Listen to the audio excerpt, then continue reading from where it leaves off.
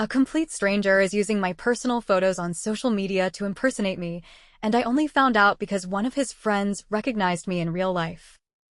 I never thought a Monday morning at my favorite coffee shop could twist my life upside down. That day started like any other. I reached the cafe at 7, ordered a large Americano, and tried to shake off the usual workweek dread. The place was fairly empty, just a couple of regulars whispering about mundane city news. A tall stranger in a hoodie kept glancing in my direction. He looked nervous. I sipped my coffee, bracing myself for whatever awkward interaction might be coming. In my head, I was half expecting him to ask for spare change or directions. I was about to slip out when he finally approached me. He said something like, "Hey, aren't you?" And he paused, as if debating whether to continue. The sudden flash of recognition in his eyes was unnerving. My stomach tightened. People rarely approach me like that unless they thought I was someone they knew from high school or an old job. But his question carried an odd weight. I shrugged and told him I didn't think we'd met. His face went blank for a moment, then he blinked. "No, sorry," he said.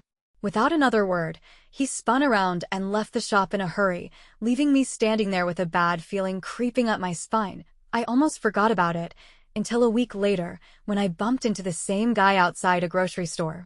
This time, he didn't hesitate. He quietly informed me he'd seen my photos posted by a person online, someone claiming to be me. He'd recognize me in real life because that person was supposedly his online friend of 6 months. That's when the ground started to feel less solid beneath my feet. I didn't know how to react at first. The coffee shop had been a strange encounter, but this was something else. I couldn't fathom why or how anyone would pretend to be me. Yet in that moment, I felt my ordinary life slip into a slow, creeping nightmare. After that bizarre encounter outside the grocery store, my mind spiraled with questions. The stranger, who introduced himself as Eric, told me he'd met me online through a niche photography group on social media. When I pressed him for details, Eric admitted he was stunned that I didn't seem to remember him.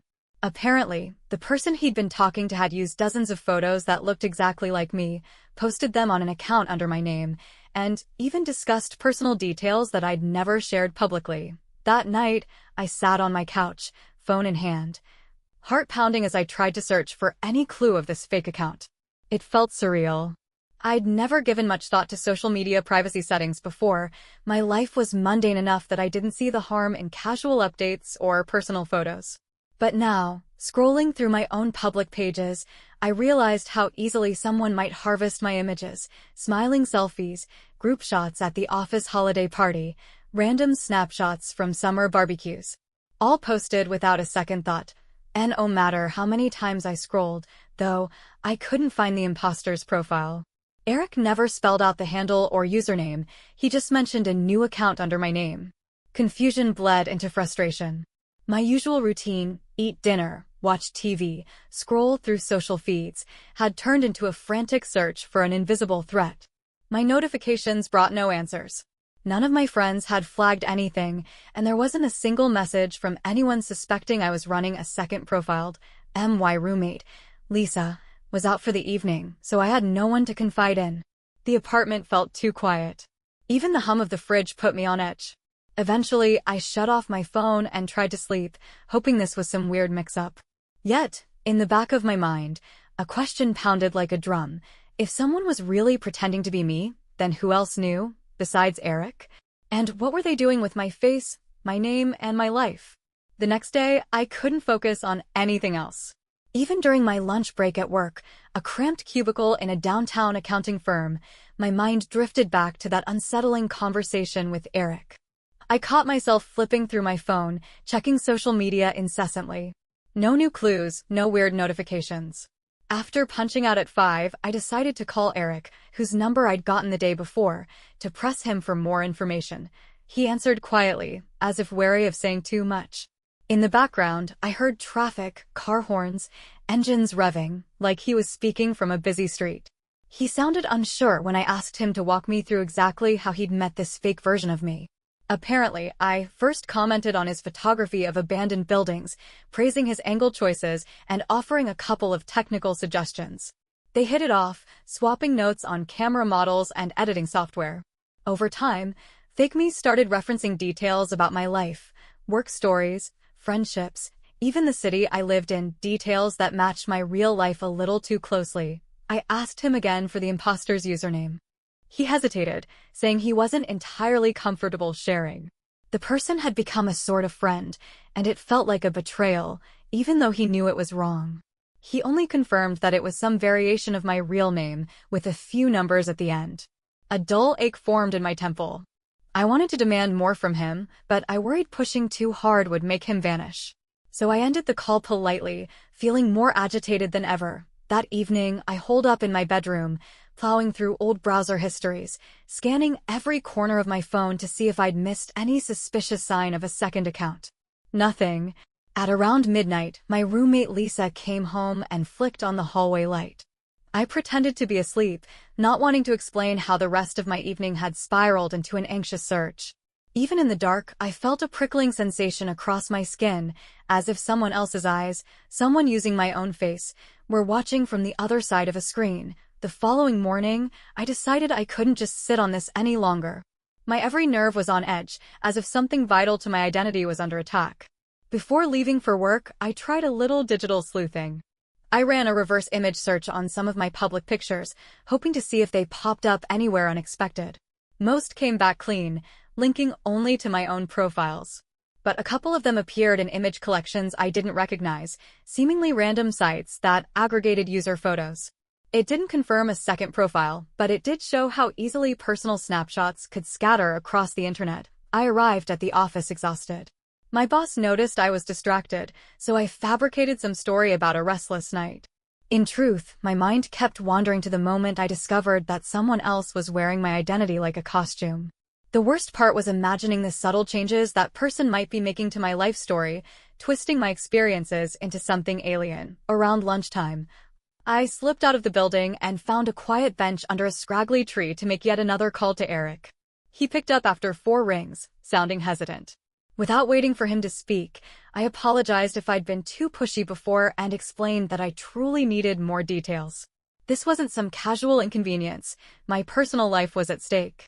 Eric fell silent, then confessed that he'd already confronted the imposter directly. You had reassured him everything was just a misunderstanding, a minor clerical error with a second profile. You even promised proof soon. When Eric pressed for specifics, the person got defensive and blocked him. That development sent a chill through my spine. We ended the call with an uneasy agreement that Eric would share any further contact from the fake account. Heading back to my desk, I stared at the floor tiles in the building lobby, feeling the creeping dread of an unsettling reality. Whoever this person was, they were actively monitoring and adjusting their story, my story, to keep the charade alive.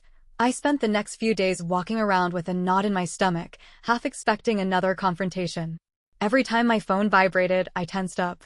My friends noticed I was acting off, and a couple of them reached out with concerned texts, asking if I was okay, if work was too stressful, if I needed to grab a drink. I'd send back short replies, not ready to explain the situation. Part of me hoped this whole thing would resolve itself, even though deep down I knew it wouldn't. After work on Thursday, I decided to do something concrete. I contacted the customer support teams for the major social media platforms where I had accounts. Waiting on the line for a real human felt like an eternity. Each representative asked me to file official complaints, provide links to the offending profile, and offer proof of identity theft. But I had next to nothing, just a vague mention of a handle that might contain my name plus some numbers. It felt like shouting into the wind. By the time I hung up, the sun had dipped below the skyline, casting long, eerie shadows across my apartment. Lisa had left a note on the kitchen counter saying she was staying at her boyfriend's place. Alone again, I flipped on every light I could. The hum of electricity was the only company in that silent apartment. I tried distracting myself by tidying up.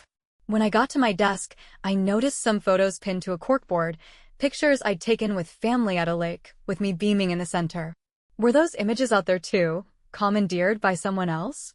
My brain buzzed with that paranoia. Just as I was about to power down my laptop for the night, a notification popped up. Eric had messaged me with a screenshot. Finally, a visual lead. It showed an avatar that looked exactly like me, with my name spelled out. The profile was locked down, set to private, so the single screenshot was all I had. But beneath my picture was a cryptic status update that sent a shiver through me. It said, I am closer than you think. And in that moment, I felt an overwhelming urge to lock my door, even though it was already bolted shut. Friday morning, I was done waiting for the situation to get any clearer on its own. The anonymous threat, the thought that someone with my face and name was taunting me, had my pulse thrumming. I'd had nightmares all week, strange dreams about seeing my own reflection grin back at me in the mirror, only to realize it wasn't me. It was enough to drive me to do something drastic.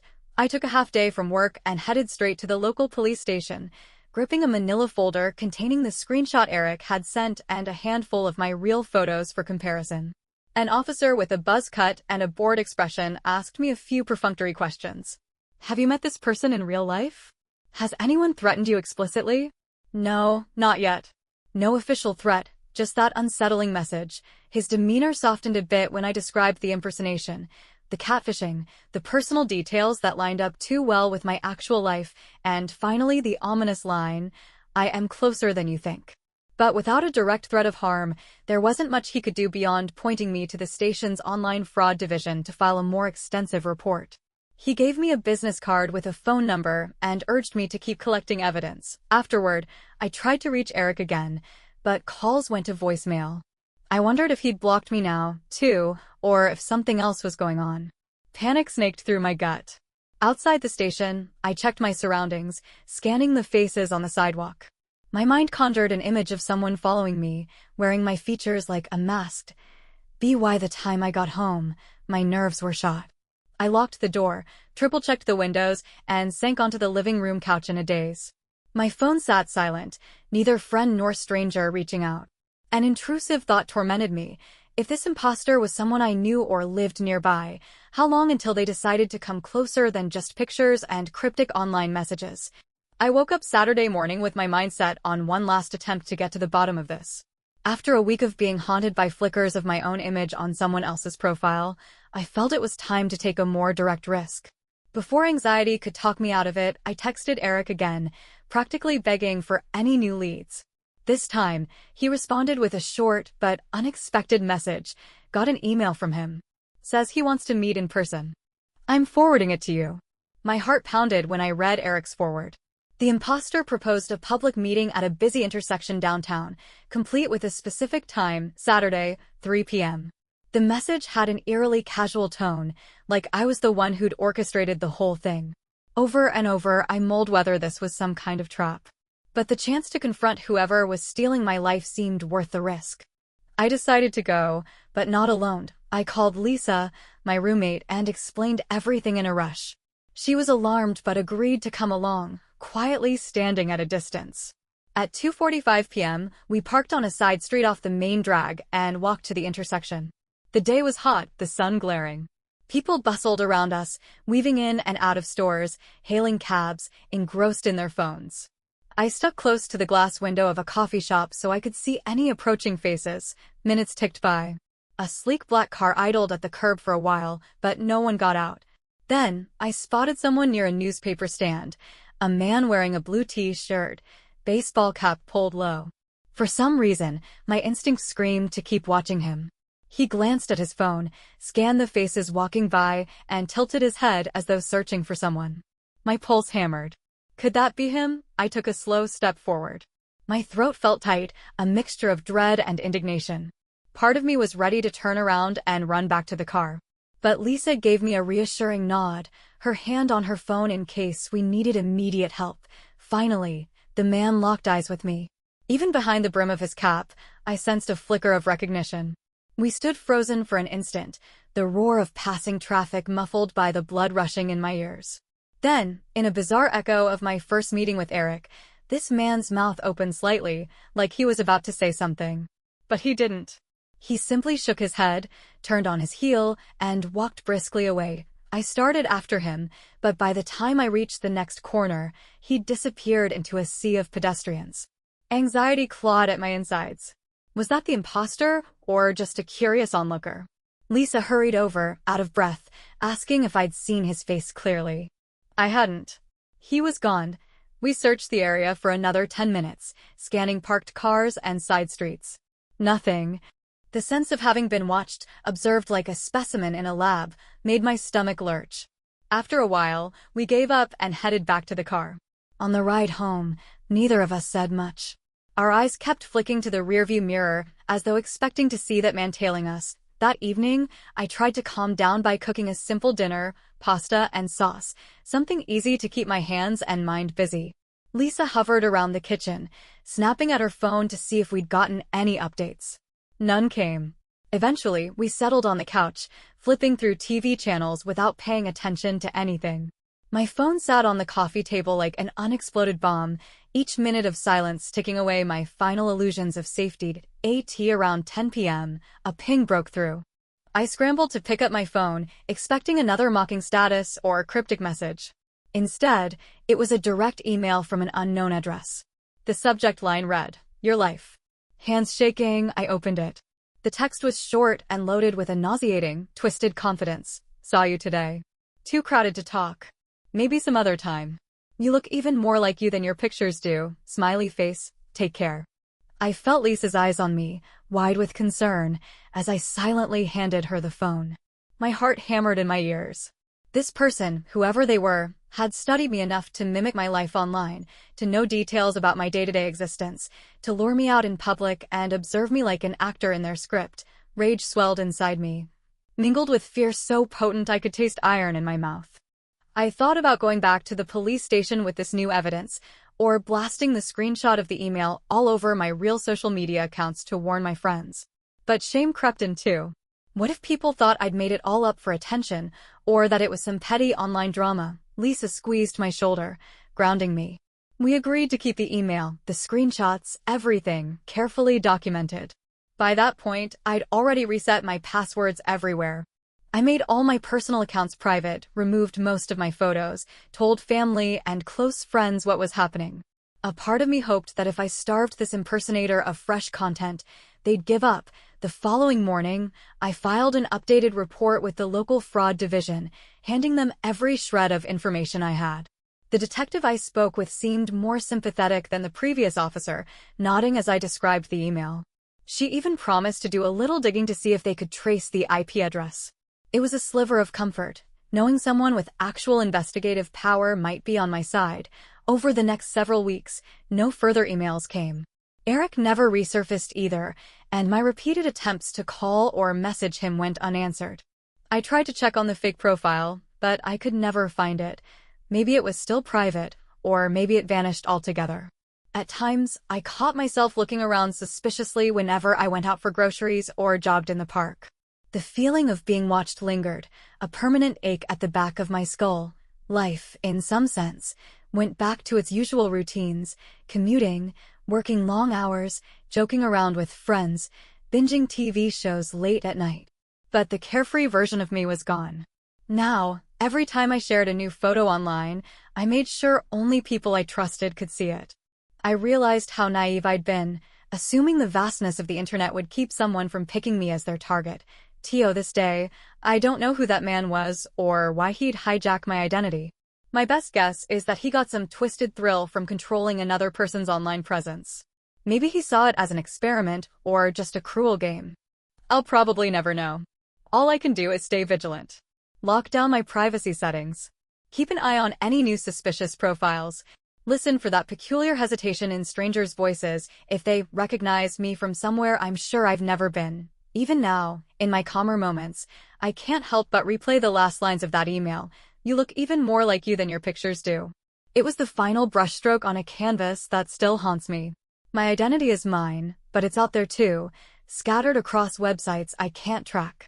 Occasionally, I catch my reflection in a window and the hairs on my neck stand up, because part of me wonders, am I alone in there, or is someone else still looking back through my eyes, waiting for the right time to strike again?